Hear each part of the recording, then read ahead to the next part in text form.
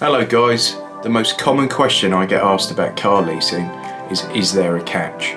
People see these really cheap deals and think there must be a catch. So in this video we're going to look at the downsides of car leasing.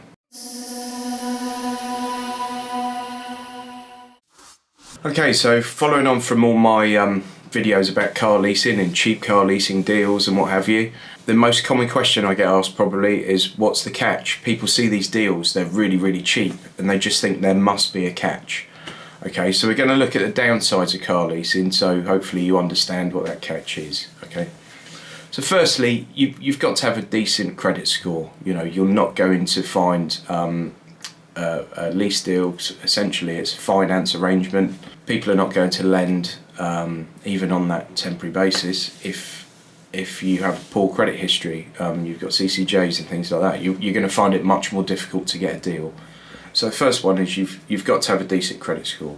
There's an affordability check, so you've got to earn a reasonable salary or at least have low overheads. You know, it has to be affordable for you, or they can't give you the finance once again. Number 3 would be that the car has to go back in very good condition. Okay, so there is a fair wear and tear usage guide, which I'll probably do another video about at some point. But that covers like small stone chips, tiny little surface scratches, very small scuffs on wheels, things like that. But anything that's not very minor is expected to be fixed, so you would have to get that fixed before it goes back. Now you can usually use smart repair services for things like this, and it's usually fairly cheap, and alloy wheel refurbishment can be fairly cheap. If you decide to send it back without doing that and the leasing company charges you, or the finance company, it will cost you a fortune. Okay, so it's always worth getting that done yourself before the car goes back. It might cost you 300 or 400 quid if you've got a few bits of damage. Goes back to the lease company, they might want 2 grand, 3 grand from you. So that's something to think about, is that it has to go back in good condition, and the cost of just fixing those tiny little bits is well worth you putting into it before it goes back. Please give this video a thumbs up, leave a comment, and don't forget to subscribe. Thanks. The next one, I guess, is that it has to be serviced at main dealer.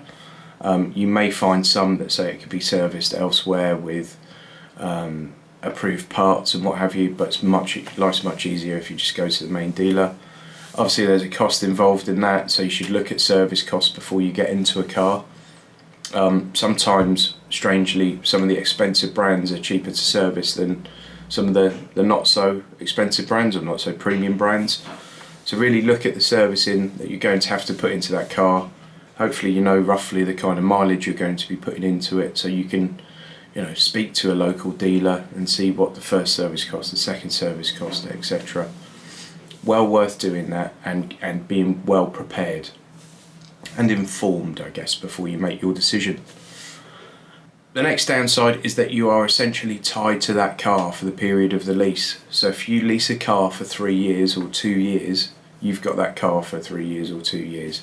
If you want to get out of the deal early, say you've had the car for a year and your personal circumstances change, you want a cheaper car or a more expensive car, you don't need a car anymore, you have to pay half of the remaining payments usually.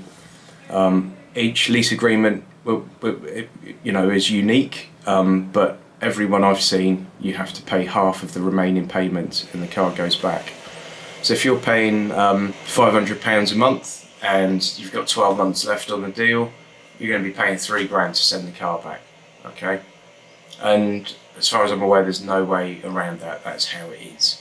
The other thing I would say is that obviously I love car leasing, I do lots of videos about it, but leasing's not always the best option.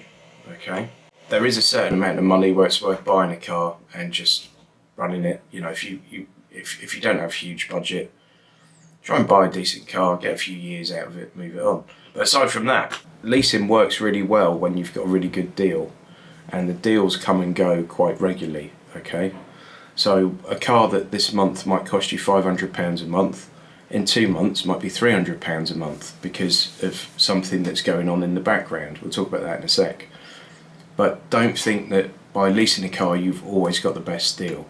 you might be better getting it. Even if you wanted a brand new car, I would never suggest you buy a brand new car, because it's a depreciating asset and you're going to own it in the first part of its life where it depreciates the most. But you may be better with a different kind of finance. Probably not, but you may be. Where leasing really wins is where you get the deals.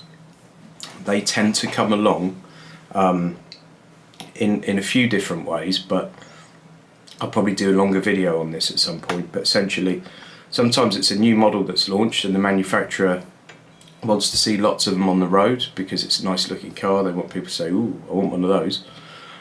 Or the dealerships have very high targets to sell, and they've committed to selling a certain number and they get a discount on them as a result. So you'll find deals on those. Then if it's a model that's coming to the end of its life, like we had a Skoda Yeti years ago when they were just about to phase out the Yeti. We got a 28 or 27,000 pound one, or 26,000, something like that, for 180 quid a month. Now, a month before that car was about 480 quid a month. That was a particularly good deal. You'll also find sometimes that they're about to do a facelift on a car, where they make some subtle changes, maybe add a couple of bits of equipment inside. The old stock becomes, very difficult to shift for the dealers. So you can see those kind of half in price sometimes. You get crazy deals. It's not too long ago you could get a VW Arteon for under £200 a month. And you look at those right now, and I don't think you get one under £400 a month, or it would be sort of base spec. The other time you sometimes get a deal is if a model's been launched, the manufacturer expected good sales and they haven't had them, and they've just put discounts into the various dealers to try and shift the stock, basically. That's not to say they're bad cars. Sometimes they just didn't have the impact the manufacturer expected, or it's a less desirable brand but it's a brilliant car, or all sorts of weird and wonderful things. You'll see even like the big German brands, they release so many different cars now. There's so many models, and some there's just not a massive market for. Yeah, they're the main negatives. The last one's not so much a negative, but something to be aware of. Leasing's not always going to be the best option for you, so do consider all your options. But car's got to go back in good condition. You're essentially tied to the car for a period of time.